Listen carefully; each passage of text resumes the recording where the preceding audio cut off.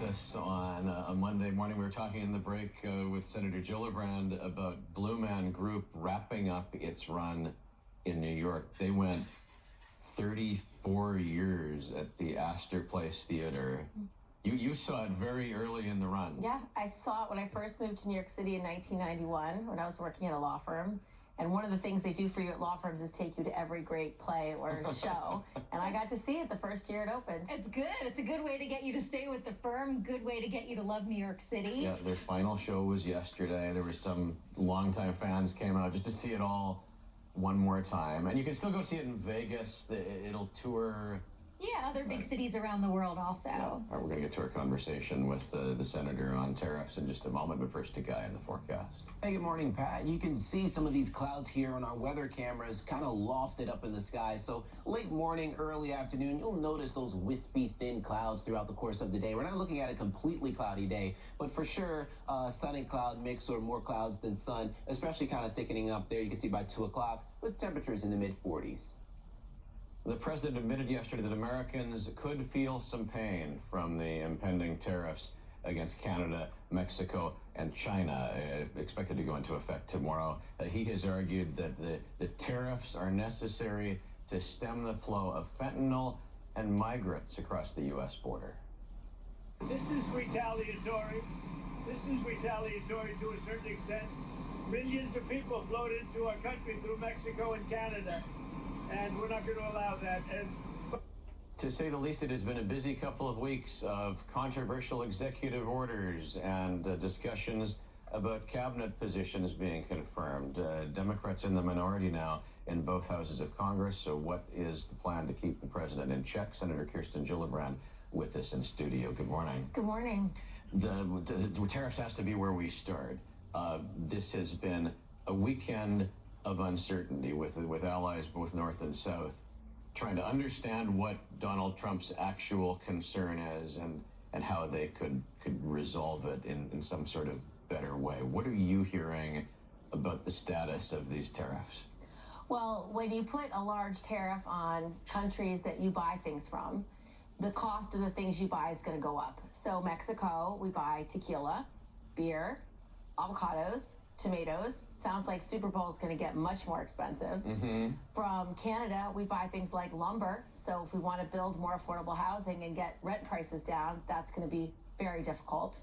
We buy food from Canada. And so lots of things that people are going to go to the grocery store and would normally buy for a few dollars is now going to go up significantly. There is a substantial disruption. Let's go upstate and talk about whether it's the auto industry or another industry. For example, a typical car, there will be one portion of the manufacturing process on the Ontario side, one portion of it on the American side, and that pieces of that car might cross the border 5 times, not affected by tariffs. It gets very complicated to unravel that in terms of what it means to the U.S. economy. For upstate New York, we have so many businesses that do exactly as you described. They have inputs from Canada to build a product to sell. And if you can't easily or affordably get those inputs, it's going to disrupt your whole manufacturing supply chain.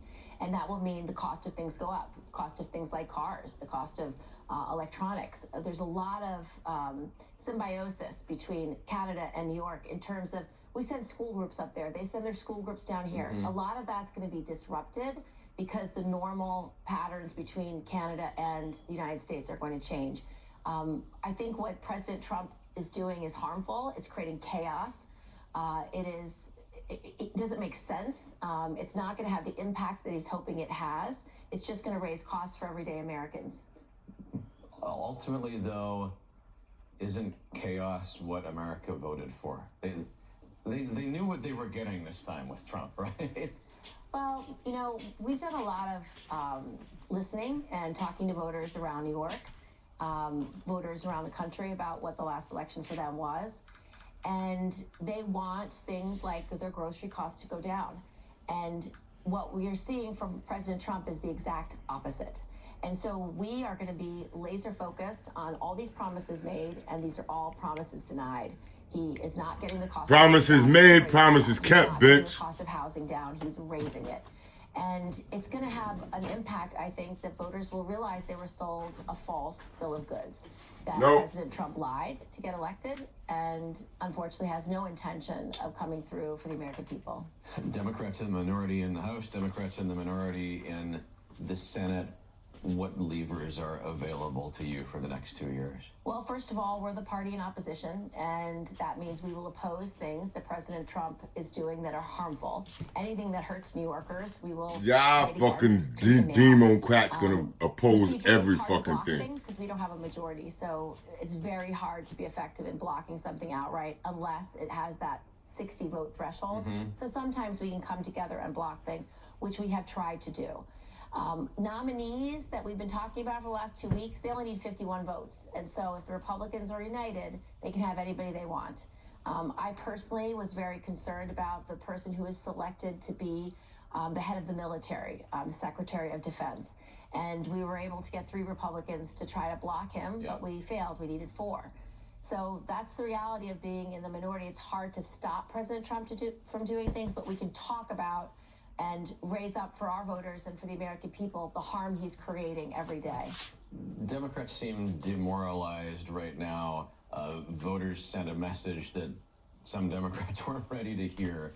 What might change in the way motherfuck Democrats? Are you responding to that? So we in New York understood that voters weren't being heard.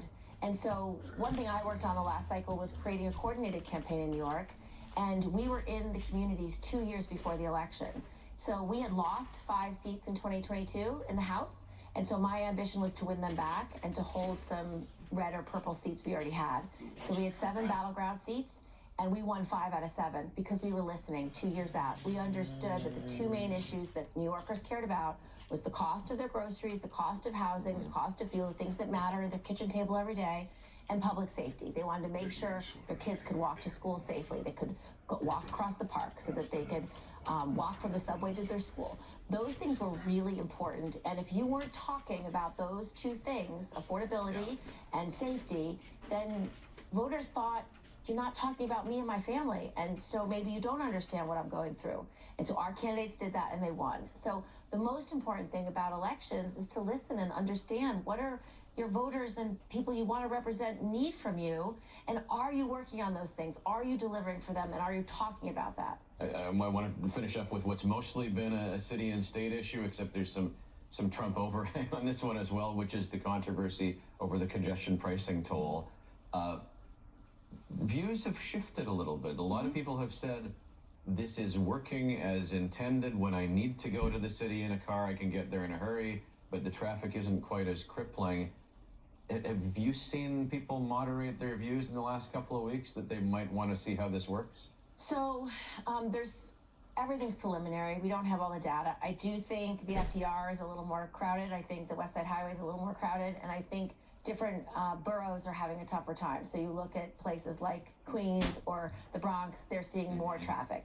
If you're in Lower Manhattan, you are so happy because less traffic, unless you might be a small business owner who wants that traffic. So there seems to be positives and negatives. We'll assess it over the next few months. Would it be appropriate for Trump to get in the middle of it now, or should it be allowed? He's just political, so he's just trying to win political points. What I want to make sure is that the people who are bearing the burden, it's not disproportionately harming critical workers. I want to make sure we can look at waivers for firefighters because they need to drive into the city with their equipment because there's toxins on their equipment. And if you don't let them drive in, they would be taking public transportation with toxins sitting right next to you with their equipment.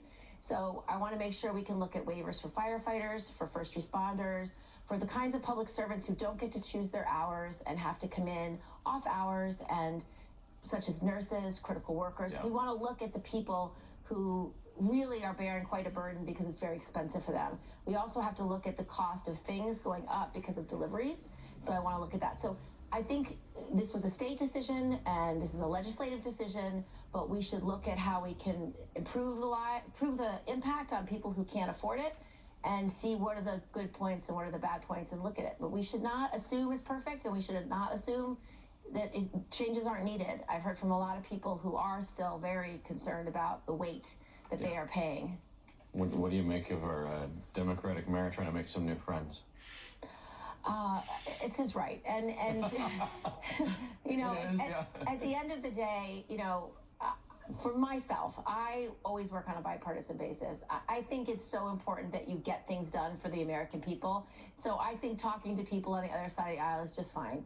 And at the end of the day, this is something the voters will be deciding. Good to have you on this one. Hey, you still talking to this bitch? 12 minutes after.